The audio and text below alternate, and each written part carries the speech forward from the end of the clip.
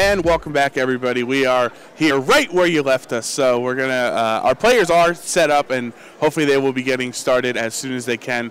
But just as a reminder, Nick Navarre versus Brandon Huang is your round 6 match. They're both 5-0 right now. Obviously, to pretty much secure your your odds of top cut, you really want to go at least 7-1. Obviously, 8-0 is perfect. Yep. So these players need at minimum 2 more wins. Yep, definitely. And of course, X1 in pretty much every event will seal you some form of top cut. And I believe that if I saw the projections correctly, there should be 2 or maybe 2. Maybe 2 X2s I think that 2 sneak X2s into the back end of top. That tends to be what it is. It's like 1 or 2, and very rarely 3. And sometimes we get that beautiful hard X1 cut, but I don't think that's going to be the case here since we're kind of pushing the upper limits prior to hitting that top 16 kicker. So every win still counts. You can feel as good as you want at X and O, but until you get to that 7th win, you really need to keep your foot on the gas pedal, and it seems like both of these players have effectively been able to do that today, which is good. We're taking a peek at Nails' screen right now, and it looks as though he has not dropped the game yet. Wow, that's right. That's a pretty good record for him. It shows he's confident. Yeah. You know, it shows he understands this team, that he really is just like molding and adapting into the new format, but has been able to master with for those first couple months in the Sun Series. So it's just little performance tuning. You know what I mean, with certain archetypes. We've seen with the Xerneas Lunala teams, the Torn Ogre teams like that. Now with the with the Venusaur teams that a lot of people are running. It's just performance tweaking. That's all. You're not breaking the bank. You're not changing everything drastically. Just trying to improve a little bit. Well, you do have some pretty sizable upgrades that can actually happen with the transition from Sun to Moon, which is kind of interesting in that regard. I think we might have spoken about it, or maybe it was with Gavin. I spoke to him a little bit about it, is that a lot of the teams that we're seeing very early Moon format are not really a large departure from the Sun Series. It's just kind of like we'll tack on a Z move here, maybe adjust some of the sets, and then click the go button. And it seems to be working out pretty well. We saw that Yveltal Groudon team be very effective. We've seen various Xerneas Lunala compositions over the course of the day be pretty successful. We saw Steven Mia very successful with that fly-in EMZ on Tornadus, and otherwise, that's pretty similar to the Tornadus Kyogre compositions that were being seen at the end of Sun Series. So it's a lot. We have seen some teams that are a very big departure from what was at the end of Sun Series, but like you said, Joe, performance tuning, and that seems to be kind of the name of the game for Nick over the course of our 2019 format so far. It's just minor tweaks to that Groudon Xerneas composition. I do see a Pokemon here that we're gonna see in a second once the players get into team preview as they are finding each other. That came very close to winning the World Championship, but right now doesn't have its Mega Stone available to it in the Gengar. So Nick Navarre will be on the bottom of your screen once we get into the match. Right now he's on the left, and Brandon Huang on the right and / top. Nick has Gengar, Groudon, Venusaur, Xerneas, Serena, and Incineroar, as Brandon has Tapu Koko, Lunala, Kyogre, Kartana, Incineroar, and Terrakion. Yeah, so I think, Joe, if you're, we'll say, a student of the game, there's one Pokemon on each team that kind of jumps right out at you. Of course, the first one is the Gengar that is on Nick's team, and we've seen that kind of be an adaptation. I was talking to a couple players that have teched that Gengar onto that Tornadus Kyogre team that we've seen a lot of. Sometimes it has Focus Sash, and of course now it does have access to Z moves, and Ghost EMZ being one of the more popular options. It hits a lot of things very hard, is only really resisted in the format by Incineroar, and of course it gives you a nice favorable roll onto Lunala through Shadow Shield. Very powerful attack, and it does a lot of good things. And then, we saw with Mimikyu in past formats that with that Ghost EMZ, you get the option to run Destiny Bond, which is really cool as a form of redirection. And then on the flip side, that other Pokemon that is definitely coming right out at you is that Terrakion, which is something that we really haven't seen in a format since like 2015 when it got a little bit of play. It does, have some interesting niches. It gets good support moves like Quick Guard, Taunt, and Roar. And then you can kind of put a Z move on the fighting side of its, same type attack bonus, or even if it's Rock side and with Stone Edge and Close Combat, get some pretty powerful attacks out of there. So yeah, fighting in Rock is so Like, the combination of fighting and rock is such strong offensive pressure, but at the cost of very poor defensive typing. Yeah, big time. Yeah, so that's kind of what you have to do. You got to hit hard and hit quick when you have a Terrakion on your team. But for now, we don't see either of those interesting Pokemon we were just having a conversation about. Instead, Brandon has Tapu Koko and Lunala, and the Nick Navarre has Groudon and Venusaur. I'm sure a lead that he has led countless times over the last couple months. Oh yeah, and that's a lead that kind of speaks for itself. So really the interesting piece of the dynamic, you know, we know exactly what Groudon's going to do. We know exactly what Venusaur is going to do. Of course, in Sun Series, we saw Lunala a lot of times in this lead did have that electric seed. Of course, it does prefer to run its Z move, but it gets access to all sorts of those support moves with Tailwind, Trick Room, Wide Guard, and any number of things that can really kind of change matchups in an interesting way. So Nick definitely has to be careful about scouting out what exactly its moves are before he goes all in on any of his plays. Groudon will switch out into the Incineroar, getting an Intimidate off and really being effective for a knockoff in the Lunala slot. A Sludge Bomb into Tapu Koko does not knock it out, and a Nature's Madness. So those two moves combined probably show you might be Assault Vest there, since he's able to live a Sludge Bomb and have room on his slots for Nature's Madness. But here we are, the Lunalium Z. Get used to it, folks. It's gonna be around for the next couple of months with the menacing Moonrays Maelstrom. Yeah, and you know, I'm actually kind of excited for this. It's the first time that we've gotten to cast it on stream, so I'm looking forward to They're going into Ultra Space. seeing it maybe one time before I get it's back to, you know, when we were casting a lot of Jeremy's matches with the EVZ move. I was like, oh my gosh, can we not? But this is pretty cool. It's Lunala from Sun Series to Moon Series has upgraded from 1 laser to 6 lasers, so that's pretty strong. And Incineroar is able to hang on there through that double target. So a lot of resources expended into that Incineroar, what was previously Groudon's slot. And, you know, Brandon really comes away with nothing for his troubles there. Incineroar is really, like, he really does personify a wrestler. Like, he was in a 2 versus 1 tag team match that turn and still came out. Yeah. But, like, still came out living. That's Pretty just the power of Incineroar. And now we're back to kind of a reset of position. Tapu Koko was, like, pretty to stay in, generate some offense there, or support some offense on turn 1, but of course cannot take another Sludge Bomb here. And Venusaur, assuming it has Focus Sash, we didn't see a Life Orb reveal or anything like that. Doesn't really mind sitting in here, even if it has to take a Psy Shock and trade its Sash for a knockdown onto Tapu Koko, as it does. I think that's a pretty good trade for Nick here.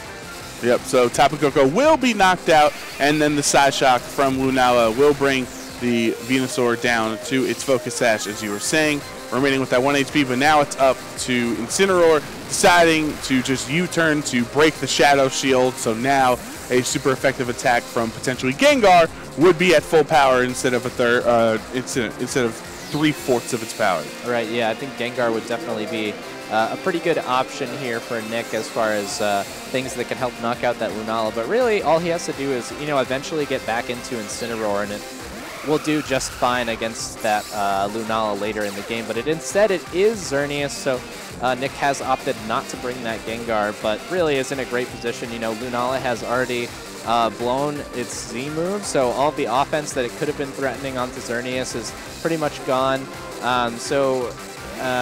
You know, definitely the threat of that Lunala with Shadow Shield gone and the item already expended is definitely much less than it was early in that game when Brandon was going all in on that double target in the Groudon slot. Yeah, and now that Kyogre is on the field, there is no Sun, so Venusaur does not have its Chlorophyll boost, so it's back to that regular speed tier.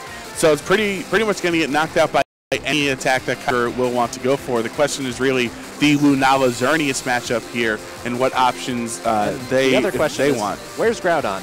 And there it is. There it is. As always, you have to figure out, you know, where is Groudon coming in, and do I have enough on the field to try and punish that switch in?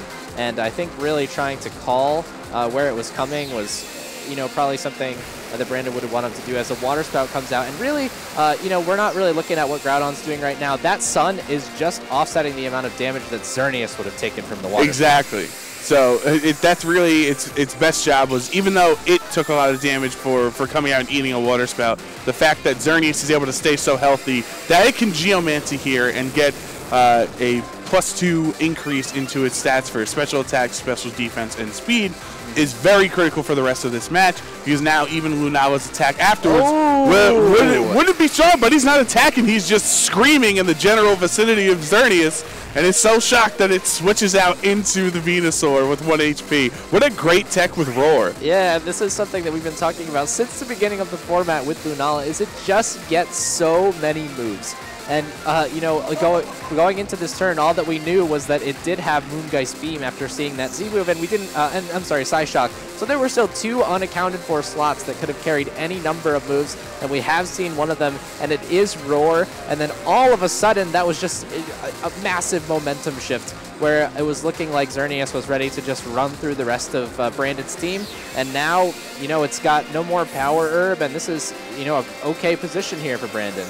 Kyogre does switch out here on this turn, though, into Kartana. I was maybe expecting the Kyogre just to go for the Water Spout, since it would have knocked out both of the Pokemon. Obviously now, Incineroar switching in has a little more health than the Groudons did, so maybe you would have lived on it, but we won't find out for a while. Grass Knot into the Kartana slot will really not do any damage at all because it's ineffective. And Tailwind, that is move number 4, so we can finally write down all of Lunala's moves. And, you know, now for the rest of the set, Nick does not have to play the guessing game anymore. Yeah, Brandon played his whole hand here over the course of game 1, and it looks like, there's definitely a possibility that he could end up being rewarded for it here.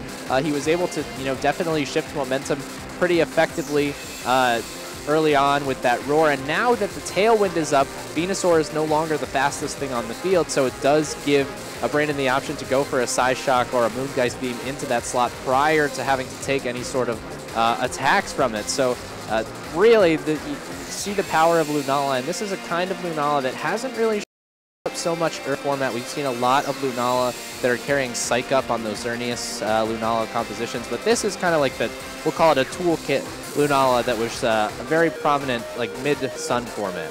Sacred Sword into the Incineroar does not knock it out, but will bring it down very low, enough for a Moongeist Beam to take down the rest of its HP, as it will be knocked out. So unfortunately for Kartana, it does not get the Beast Boost. Lunala gets credit for the knockout there.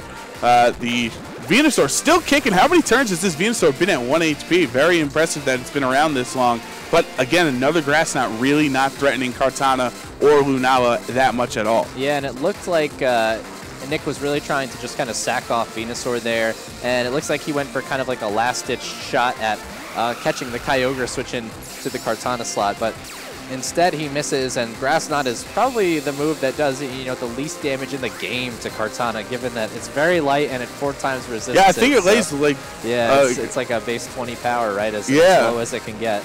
So I wonder if Nick going for that move with Venusaur, just trying for another Grass Knot, is saying that he doesn't have Hidden Power Fire. I know he was running it at some point in the Sun series. He was running that Venusaur without Protect and Sleep Powder, but now not going for it there definitely makes you wonder about if he has that move on his set.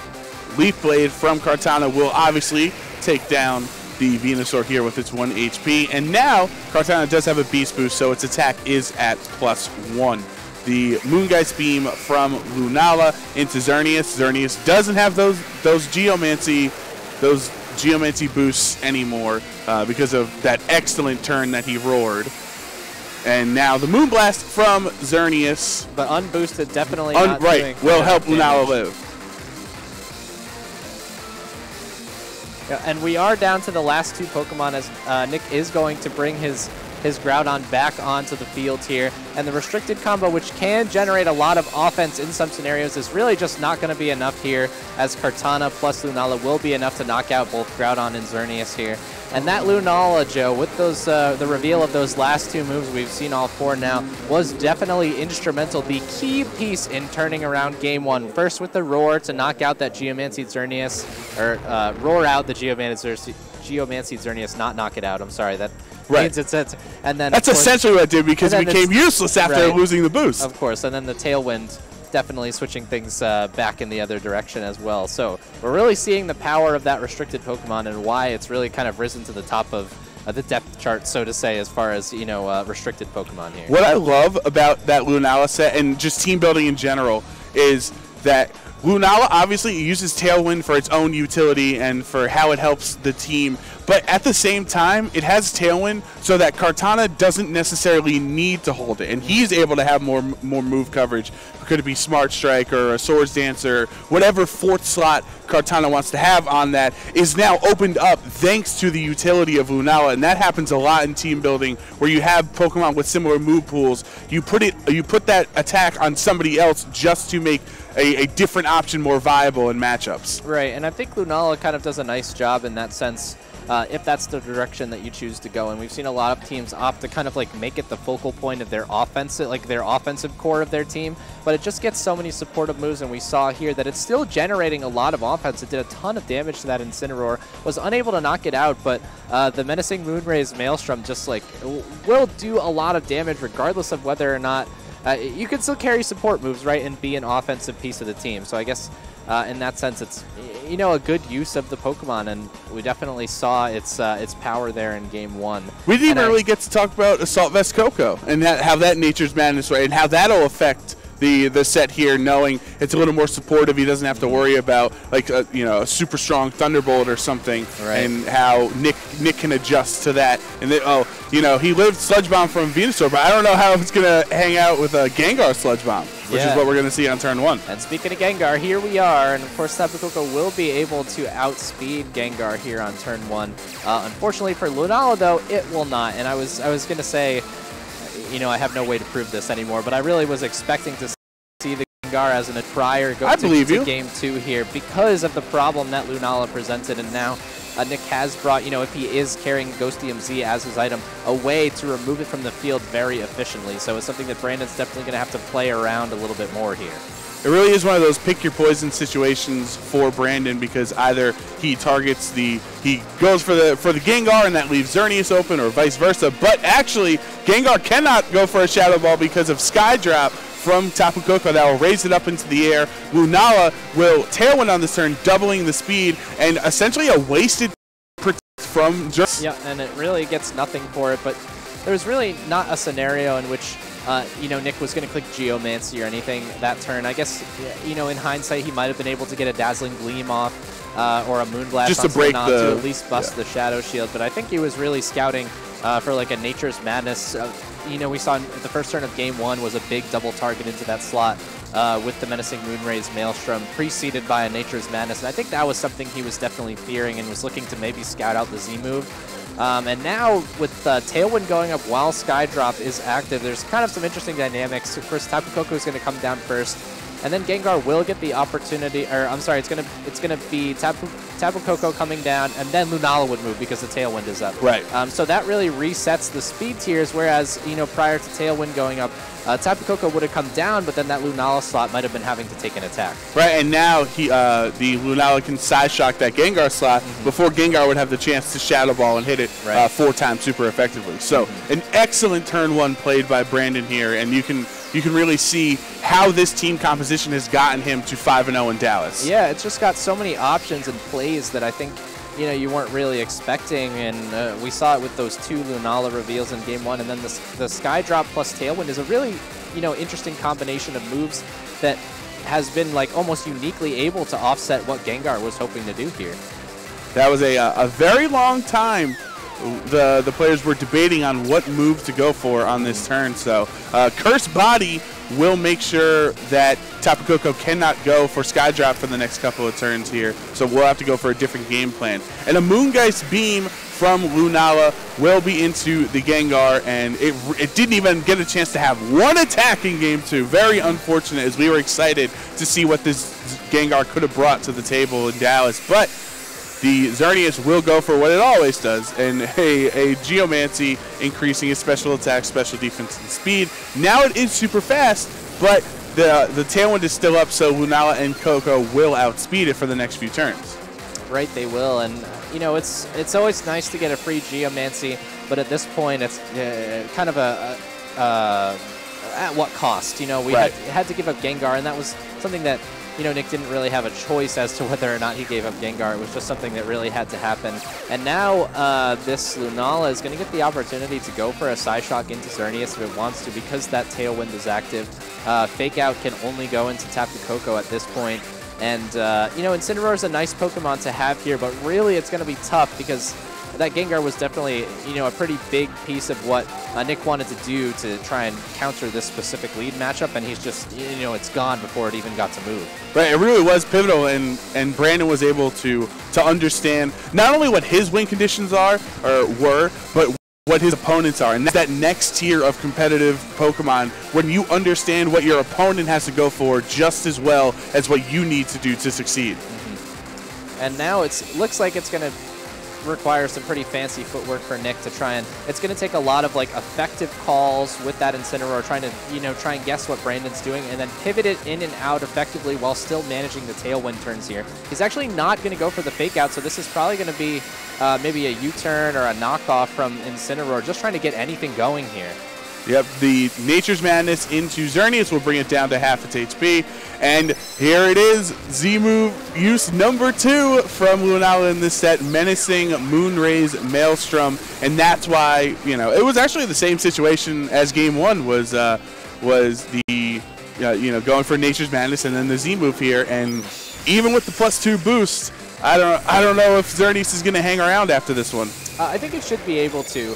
And it was kind of an interesting play by Brandon there to split his targets, go for a Nature's Madness, and then followed by a menacing Moonraze Maelstrom onto the +2 Xerneas, because it should be able to take this and then, protect next turn, will allow it to finish stalling out those Tailwind turns. And able to hang on with that 9 HP, very close. And Incineroar is able to get that knockoff onto Lunala, and it does knock it out.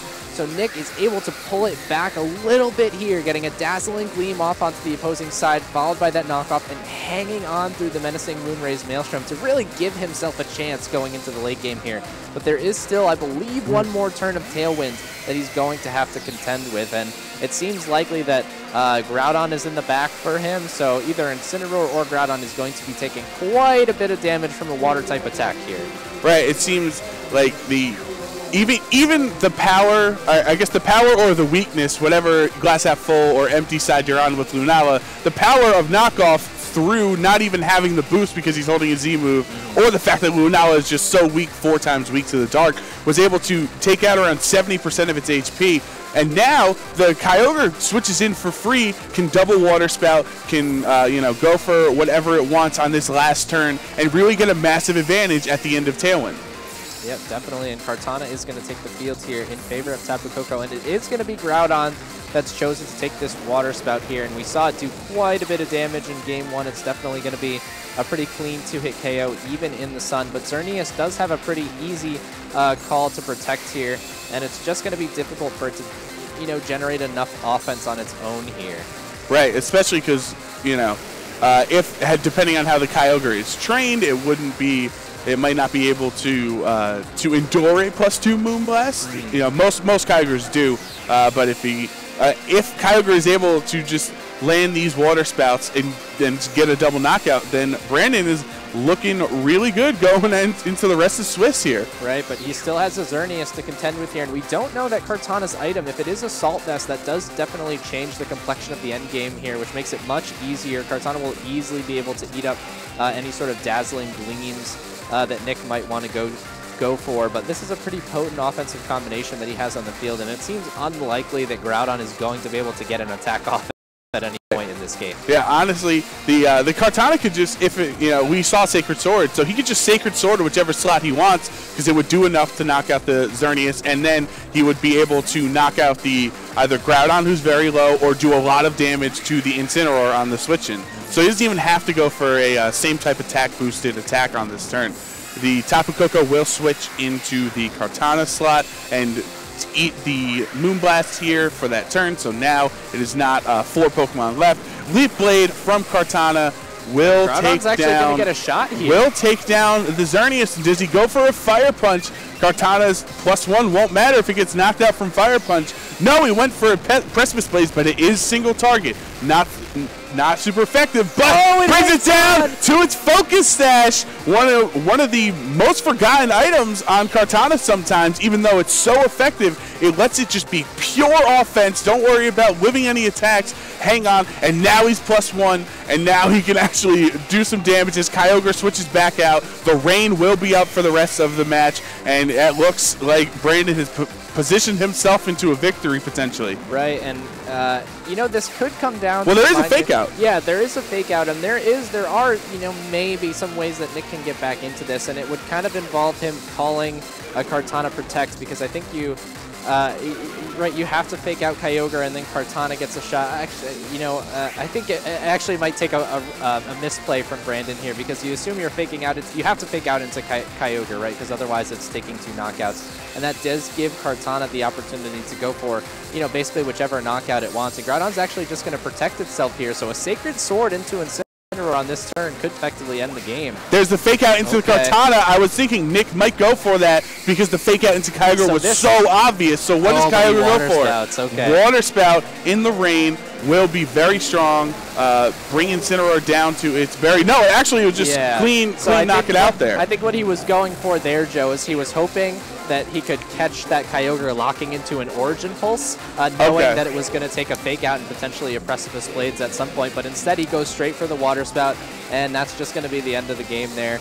Maybe one more Protect to try and keep Groudon alive for another turn, but an incredibly well-played set by Brandon there, and he just showed off how many tools his team has available, and he was just kind of flexing them over the course of both games. You know, we saw Lunala really take center stage in game 1 with the Tailwind, or the Roar followed by the Tailwind, and then all of a sudden Skydrop coming out from Coco on turn 1 in game 2 effectively ended any threat from Gengar and just kind of eliminated, you know, what seemed to be a pretty big part of Nick's offensive game plan as it was going forward, you know, towards that Lunala. And he had, you know, a little bit, maybe a sniff of getting back into the game at some point when he was able to get, you know, Groudon onto the field. He got a Precipice Blades onto that Kartana. And then finally, that Focus Sash was really just kind of the That dagger, is my favorite. I fight with so many friends about the best item for Kartana. And I fight tooth and nail, and I say Sash is the best because you don't care about defenses. And, you know, I won that round at least. There you go. You can use that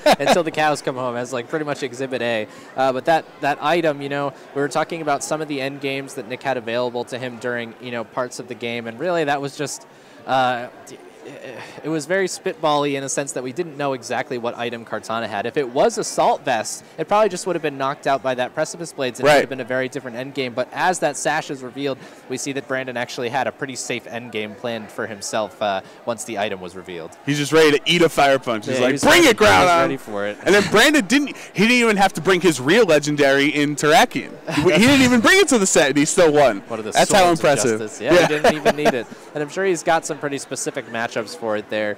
And I guess, you know, he selected that it was not the correct time to bring it into this specific set with Nails, and clearly he didn't need understandably with Xerneas. All the tools that he did, you know, end up using in that set were more than enough to take care of business there in a 2-game set that was actually very entertaining, though definitely not a stomp by any means. So big congratulations to Brandon. That was very well played. He's got a very unique team compared to the rest of the field, I would guess, at this point. So hopefully we'll see him going forward into the rest of the tournament here. Yeah, and with that, we're going to take a quick break as we get Brandon back here to have a little player interview as they're wrapping up round 6. But please stay tuned. I got my fingers crossed. I'm hoping. I think the last 2 rounds are going to be just as fun as the first 6. So we will be right back here.